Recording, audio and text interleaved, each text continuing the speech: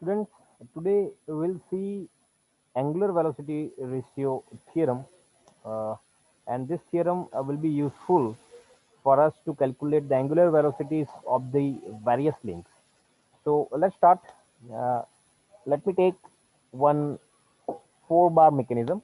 So let's say here we have this is one fixed link, another link. Let's say one more link is there, and this is the fourth link. Let's give the names to this. Let's say this is A, B, C, and D. Now, uh, we know that what is instantaneous center.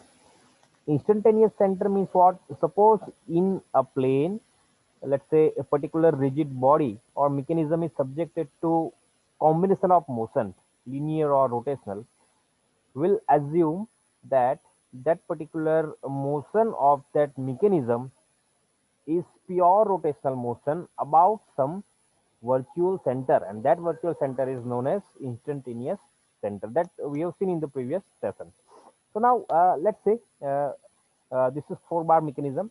Now I'm giving the numbers. Let's say this is fixed link is link number one, this is link number two, link number three, and link number four. So first of all, we'll see uh, how many instantaneous centers are there, how to locate the instantaneous centers, and later we'll see this very important theory, angular velocity ratio theorem. So now we know that how to calculate instantaneous centers, numbers of instantaneous centers. You can calculate number of instantaneous centers will be, the equation is what? N minus 1 by 2, correct? So here that total numbers of the instantaneous center, I can denote it as n. The number small n stands for number of links. So total number of links are 4. So ultimately you will get 6 numbers of instantaneous center. Among these 6 instantaneous centers, some of the instantaneous centers are fixed instantaneous center. Some of the instantaneous centers will be permanent instantaneous center, and some of the instantaneous center will be neither fixed nor permanent instantaneous center. So what we can do here, let's see how to write the 6 instantaneous centers first in a tabular form. So what I'm doing, I'm making one table here. The first column is of, let's say, link, correct? So I'm writing, we have 4 links. I'm writing it as 1 2 3 4, and here I will write instantaneous centers, correct? So let's see. Now in the first column, when I take the first column, I'll keep one as fixed while writing this instantaneous center. This is just to make, or this is just to write the numbers of 6 numbers of instantaneous center. Right?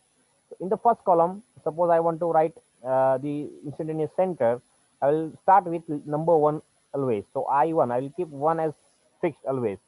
So one, I'm keeping fixed. Second number is 2, so I'll write I12. Then after 2, it is 3, I13. Similarly, for second column, I will always start with 2. Next number is 3. Next number is 4. Here in the third column, I will start with 3. Then uh, you can after that you can say, you can see these are the 1 2 3 4 5 and 6 instantaneous centers. Now among these instantaneous centers, some of the instantaneous centers you can locate with the help of simple visualization. With the simple inspection, you can locate some of the instantaneous center. Like, let's take an example. This link number 2, this link number 2 will obviously rotate about this pin point here. So it will rotate like this. So obviously the virtual center will be this only, correct? So that you can locate. So I can write this is 1 and 2. So instantaneous center 1 2 I can locate through the simple inspection. So I12 is located. Similarly, 2 and 3, this link number 2 and 3, the rotation will be with respect to this particular pin point. So 2 and 3, I will write it as I2, 3. Similarly, here 2, 3 is located. 3, 4. This is I3, 4. Correct? And here what I can write? I1 and 4. So I1 and 4. I3 and 4. So 1, 2, 3, 4 instantaneous centers are located. Correct? Now, see. This 1, 2, this instantaneous center 1, 2 and 1, 4, it will not change its location irrespective of the configuration. Let's say initially it is at certain angle. If link 2 starts to rotate, this instantaneous center will change the position, but 1, 2 and 1, 4 remain fixed. It will always stay at this location, respective locations. So I12 and I14. Here, let me write it is I14. They are termed as fixed instantaneous center. Is that okay? Similarly, here I23 and I34. I23 and I34. Obviously, it will be always at the intersection of, or we can say at the joining between 2 and 3. Always at the connection or the common point of 2 and 3. But as this link to change its orientation, the instantaneous center, the location of this 2, 3 and 3, 4 will be changed. Though we can say that uh, it will always stay at the connection, intersection between 2 and 3. That is the reason they are termed as permanent instantaneous centers, because they will be always stay here at the joining between 2 and 3. Correct? So they are known as permanent instantaneous centers. They are not fixed because as the configuration is changed, the location of this I2, 3 and 3, 4 will be changed, but it will be always on the line joining 2 and 3 or 3 and 4. Now, what about this 1, 3 and 2, 4? So for that, to locate this 1, 3 and 2, 4, what we can do? We can have a circle method. Correct? So it is quite simple. We'll simply make one circle. So through circle method, you can locate the remaining instantaneous centers. This is one circle. Now, 4 links are there. So I'm making 4 points on the circle, 1, 2, 3 and 4. Simple. Suppose you have 6, 8, depending upon your numbers of links, you can put the points here. You can simply write the numbers. Now, what I'm doing, I'm simply joining this 1, 2, 2, 2, 2, 3, 3 to 4 and 4 to 1. Now, see, 1, 3 and 2, 4. We don't know the location of this 1, 3 and 2, 4. So let's start with first 1, 3. Let's locate instantaneous center 1, 3. So what I am doing, I'm simply joining 1 and 3. Correct? So I'm joining 1 and 3 here. So this 1 and 3 instantaneous center you can get by line joining 1 to 2 and 2 to 3. If you join 1 to 2, 2 to 3, and another way 1 to 4, 4 to 3. So I14, I34. Correct. So I13 you can get by joining I12 to 3 and 1434. The intersection of this will give you I13. So let's see. I12 to 3. Where is 1 2? 1 2 is here.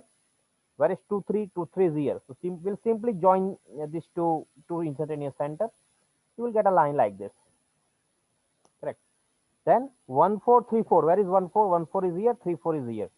So if you join this 1 4 and 3 4, you will get a common intersection point here. That is nothing but your this instantaneous center 1 3.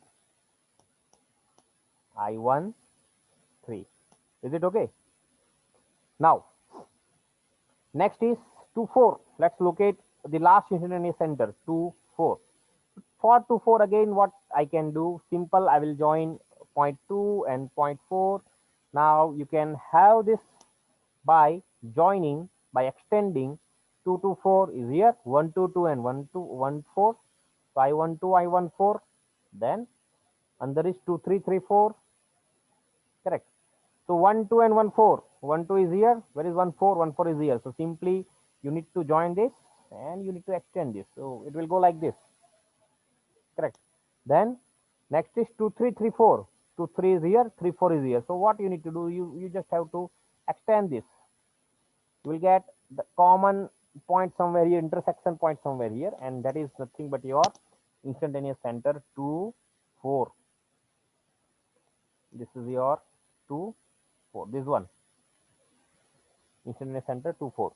So this is how you can locate the instantaneous centers. Is that okay? Now next,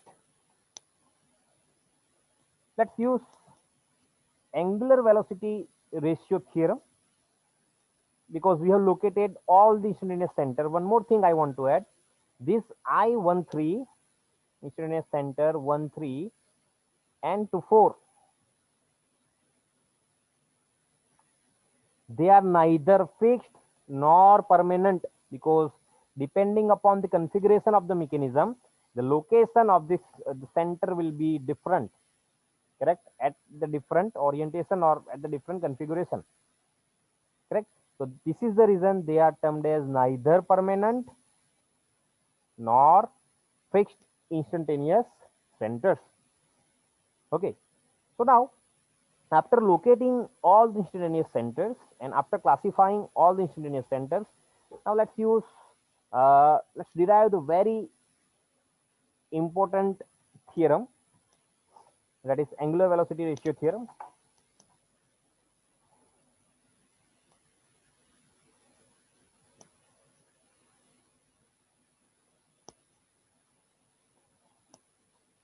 Angular velocity ratio theorem.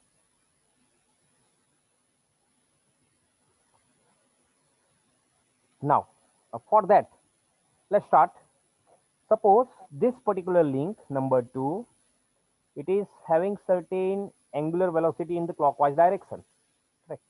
So what I can write from this equation, velocity equation, can I write velocity of link B with respect to A will be the radius of the link, ultimately the length of the link, that is what, BA or AB, multiplied by omega of that particular link. Now I'm writing this equation in terms of the instantaneous centers and in terms of the link numbers. So what I can do, velocity of BA. So link BA, I have represented it as link number 2. So I can write velocity of BA as velocity of link number 2. This is my link number 2. So velocity of link number 2 or velocity of B with respect to A, I can write it as V2, correct, is equals to BA, this particular distance. So I'm writing this in terms of instantaneous centers.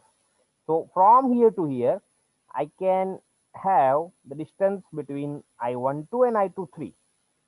So I12, I23 into angular velocity of the link BA, that is my link number 2. I have given the number, that is link number 2. So this is our first equation, simple, correct.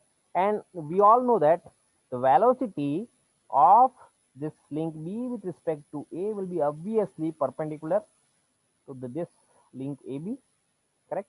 And this is the line extending A and B. So obviously this will be perpendicular. Now let's write the other equation for link number 3. Now what I'm doing, now we have this is the link instantaneous center of link number 3, means what, through this center, this particular link, we will assume that this is the virtual center of this link number 3, means whatever is the motion of link number 3, it can be assumed as a pure rotational motion about this center. So what I can write here, so velocity of, let's say, this particular link number 3, what I can write, velocity of link number 3 will be, again, distance will be what, distance will be either you can take this distance or this distance, but here we don't know the velocity. c with respect to d or c with respect to b, we don't know.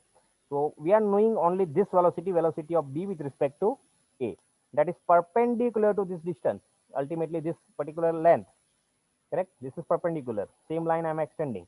So I am having velocity component over here at point b. So what I will do, instantaneous center is what, uh, you need to draw a line that is perpendicular to velocity vector. Correct? So here I'm knowing this velocity vector, so I'm using this velocity b with respect to a. This is my velocity. Here I can write it as velocity of b with respect to a. This is my velocity. Distance will be what, I will use 1 3 2 3. This is 1 3, this is 2 3 into angular velocity of link number 3. I'm writing this for link number 3. Correct? For link number 3. Now here I can write 1 3 and 3 4 also, 1 3 and 3 4 also, but here I don't have the velocity component known at this particular location. I don't know what is velocity of c with respect to d, that is not known to me. Similarly, I don't know normal to this what is velocity of c with respect to b. So what I'm doing, as I'm knowing the velocity vector here, and this is the common point b, I'm using this velocity vector. I am having this distance, this center, so I'm using this velocity is this radius. Velocity is this is equals to radius into angular velocity of link number 3. Correct? So now what I can write, this velocity of b with respect to a, that is nothing but the known velocity. We have calculated this velocity v2, b with respect to a, it is nothing but velocity of link number 2. So again 1 3 2 3 into omega 3, this is equation number 2. Now if I take the ratio of these two angular velocities of link 2 and link 3, correct? See, omega 2 by omega 3. This particular theorem is used for the simplifications in the calculation. Correct? So omega 2 by omega 3, angular velocity of this link divided by angular velocity of this link. So from the equation, what I can get, omega 2 by equation 1 by 2, this v2 will be cancelled out. So omega 2 by omega 3, what I will get here, if I take the ratio of 1 by 2, so here I can write it as I13 I23 divided by I12 I23. Is it okay? Correct. Now, so this is how you can use the angular velocity ratio theorem. Now let's try to write down this in a generalized form. So you can you can use that generalized equation for the calculations of the angular velocities of any link. Correct. So here, if you see this 2, here the number 2 is written here. For 3, the number is written here. Whereas 2 and 3 is common in numerator and denominator. So I can write, if I denote x as 2 and y as 3, I can write it as for the ratios of angular velocity of any link x divided by angular velocity of any link y, I can write it as 1 is common. I can write it as 1, this is 3. So ultimately, I should write it as y. I2 is your x, 3 is your y. So ixy divided by, here 1 is common, 2 is your x, and this is y. So what we are doing, we are assuming x is 2, y is 3, there by keeping 1 as constant. So this is how you can use this generalized equation for the calculations of angular velocities of any link within the given problem. Correct? So this is all about angular velocity ratio theorem.